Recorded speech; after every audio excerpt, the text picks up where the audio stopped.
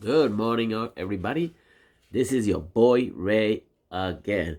Sorry, but since I hit 55, now I got allergies. I got my nose is a little runny, my eyes. This happens every day. A little asthma, back pains. I have to control the sugar, cholesterol, heart condition, everything there is. And still, I'm healthy. I'm still alive. I still can walk. I guess I'm okay. My voice is different because my nose is stuffy. I have sleep apnea, so I sleep with a mask or night. So most of the time during the daytime, it's the liquid is coming out. All that water that goes in is coming out. It's coming out. So please excuse me. I'm using the my laptop, Samsung. Um, Makes me look younger, so it's cool. It's cool. Okay, this is my journal. This I'm talking to you is a journal. I It's a journal of my life, my anecdotes, my quotes, my experience. If you learn something, fine, but this is not something to teach you. This is not something to get you to buy anything or sell anything. This is just sharing who I am. In the future, when someday I'm not around, somebody wants to know a little bit about me, they can come back and look it up, you know. Like and subscribe, please, so we can get some more of it, so we can see your interest in my journal. This is my life story, and I've done so many things. I've been exposed to so many things, good things and bad things, but we'll share it. Okay, I want to talk today, or at this moment, I say, because I keep recording, is about the future income. Uh, I see that when you think about something, when you talk about something in the past, and you take it to heart,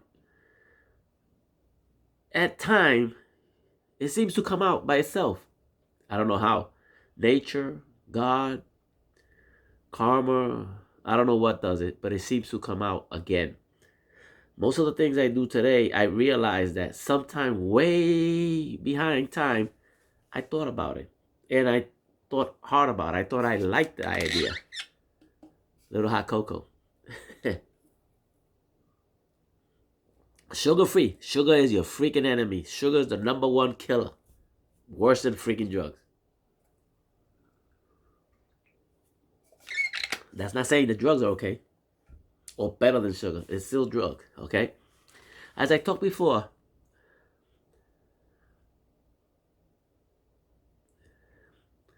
about the 5 year income at the end.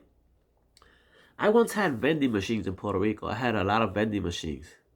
I would call it silver coin vending. I had vendings, a lot of vending machines in my town, other towns.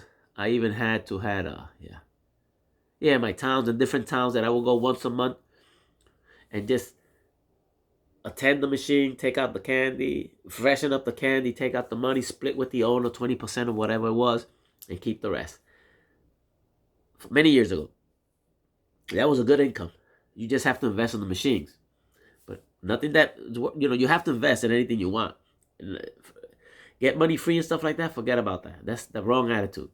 You have to invest something. You can do it cheaper, but you have to invest. Okay? I admired an old man. I used to see him. He used to come around. I used to see him. He had a lot of machines in a bakery. And he had in a lot of other places, I noticed, because of the name. Can't remember the name of the machine. Mine was silver coin. My friend was gold coin. We had tropical vending, which is a big time vending machine in Puerto Rico and Virgin Islands. They put machines in Kmart, well not Kmart, they Walmart and bigger malls and stuff. So they're the big investors. What was his name? Whatever. This old man would come and take care of the machines, and I saw him by himself. He come in a little car, and he once a month or every 2 or 3 months, I would see him somewhere. He would take care of the machine by himself and clean and split, and everybody was happy. And I asked the owner, because I'm a very curious guy. I can't mind my own business. That's my problem. And I asked the store owner, how often does he come? He said, like every 2 or 3 months. I said, really? And he said, or how do you call if you need some service? He says, well, he normally doesn't, but if anything, there's a number on the machine. The number was a state of Florida. It's a Florida number. Sorry, excuse me. It was a Florida number. What? Curious. I asked my friend. My friend is that has a partner of mine. He has he was the one with gold coin vending. But we were partners because I went one way, he went the other, but we split. We help each, not split the money, but we help each other out with the stuff we needed. And the idea came from him first. And he told me, no, that's that old man lives in Florida. I said, really? He said he comes once every 3 months, takes care of the vending machines, and then goes back to Florida. Keeps the money, splits the candy, fills him up, does everything he has to do. Then he goes back to Florida with his money. And he lives in the state of Florida with Social Security. He has his own house over there. But this is an extra. I said, that sounds like a great idea. You're flying back and forth. It sounds very smart. I was in Florida before. I went on vacation, and with my ex-wife, we went on vacation, and it turned out to a 2-month vacation. At some point, I said, I need to take care of these machines. So I flew from Fort Myers Beach. My wife stayed behind, and I flew over, and I spent a weekend in Puerto Rico. I came back to Puerto Rico, and I did the same thing. I took care of the machines. I took some money, and it was great. And I deposited the money, paid the bills, and came back. And I'm like, I like this a lot. It's a very good idea. Think about it, where we're going with this.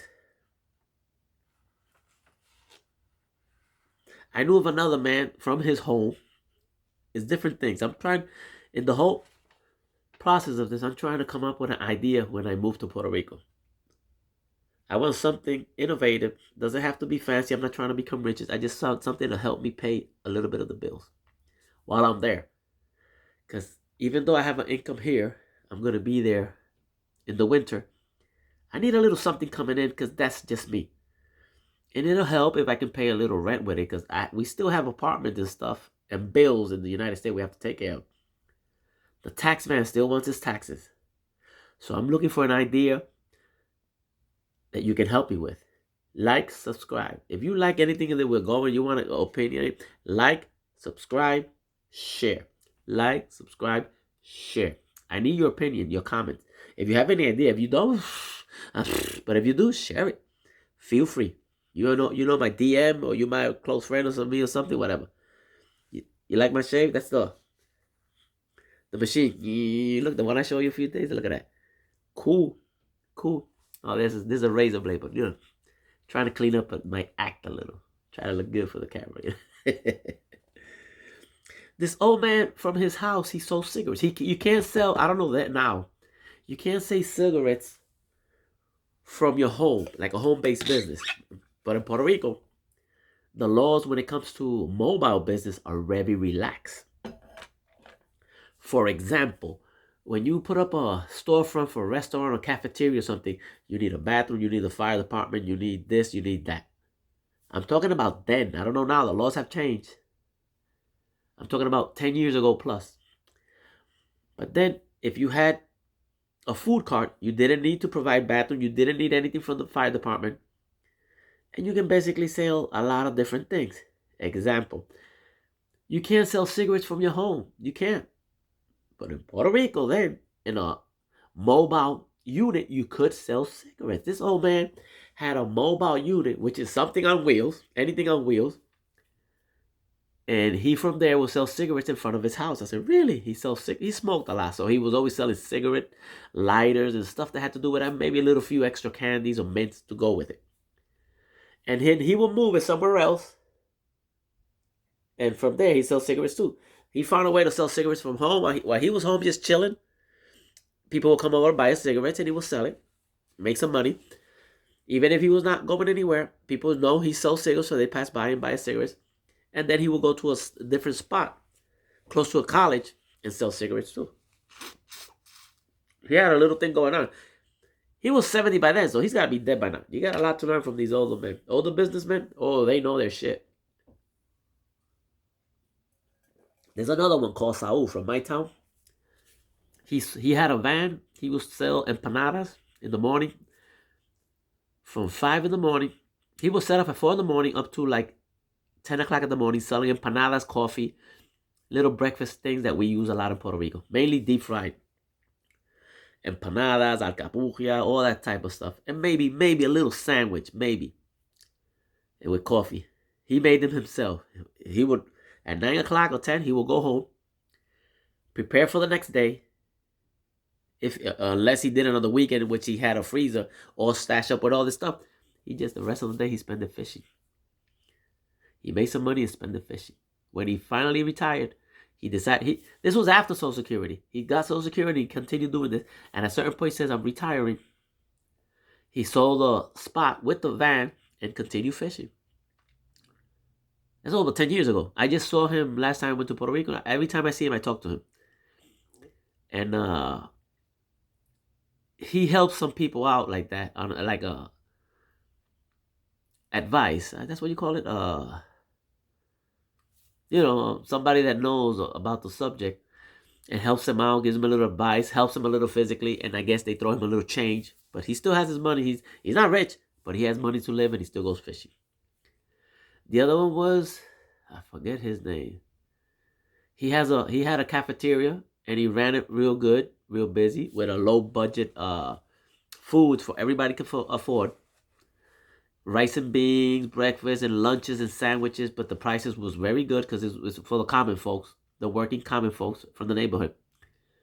He retired. He told me he retired. His son runs the business. The property is still his, but I guess they give him a little something for the property, like a rent. And he still helps them out with the purchasing of the items. He's the one that does the running. He's the runner. He goes to the store, he buys the food, he does the grocery shopping, he helps him with the menu, and he gets paid for that. But he's retired, basically. Easy peasy. I'm looking at researching to do something when I go back home. Sell something from the door that I can do somewhere else. Something comfortable. I love to cook. I'm a chef. But the truth is, the beautiful part of cooking and chef, something about the light. It's only on the Food Network. In reality, it's a lot of work. It's a lot of work. And I don't think I'm going to be able to take it at that pace for the next 10 years. Maybe empanadas, because you do it at home and then fry it. That's a good idea. As a matter of fact, that's an excellent idea. Oh, I'm going to look at that into first, because I can cook them. I can prepare the empanadas and freeze them in a deep freezer, and then just fry them as people ask for them. It's not a lot of work. It's just deep fry them, serve it and go. Deep fry, serve it and go. A little coffee, a little juice.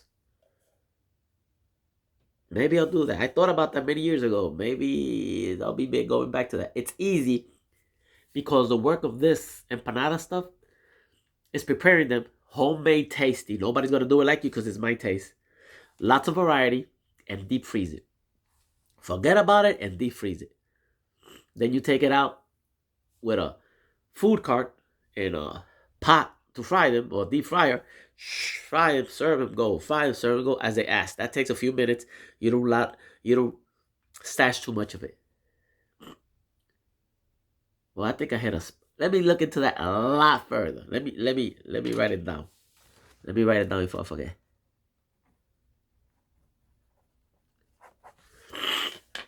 People eat this in Puerto Rico every day. We're the king and queens of cholesterol.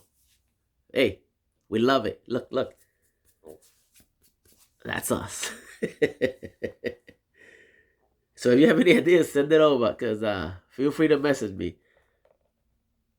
I knew a guy, family member, he did this with radios in front of his house. Those of you that know me, that know where I come from, and know more from my background, that are friends for a lot further, you know what I'm talking about. You know the name. I don't want to mention names because you don't want to go there. This guy in front of his house, he stayed to take care of his mom, older guy, in his house. And what he did is he would purchase car radios from the United States, New Jersey to be almost exact, and somebody would ship it over UPS, and he always had radios, speaker systems, and all that stuff coming down. He would put them in front of his house, connect them with a speaker system, turn the music on all day, sit on a hammock, and people would come buy radios for their cars. If they needed them installed or something, he had a friend, I believe he was a cop in Puerto Rico, that knew how to install it pretty good. He picked up that secondary contract. He will sell the radio, said, this, my friend here could connect it. You talk to him, make a deal with him. And he will go there and connect the radio in the car. He get paid, everybody got paid. This guy sold radios for a long time. The trick is where you get them from. at the used radios at a good price. That's why I follow the selling the used good stuff, because the price really doesn't go down. It's all depend. I mean, what are the chances of me finding a radio, a used radio for $5, and the other business or the other guy that wants to do the same? What are the chances of him finding the same radio for the same price at the same condition when it's used? When it's new, you're gonna find it at the same price or same place, whatever. But used, no. That happens to everything used. If you have a product or service idea, I'm looking into it. I just thought about that banana thing. I'm thinking very hard about it, because it's just deep frying something. And I've done it a million times. Every food cart I had in Puerto Rico, they always have to have empanadas. Always. You don't find many homemade over there because people are trying to go easy and faster, so they're buying already pre-made. Flavor's not there. It sells, but it's not the flavor. It's not you. How do you control it? When it's your flavor, it's your taste. Like, share, subscribe. Like, share, subscribe. Okay?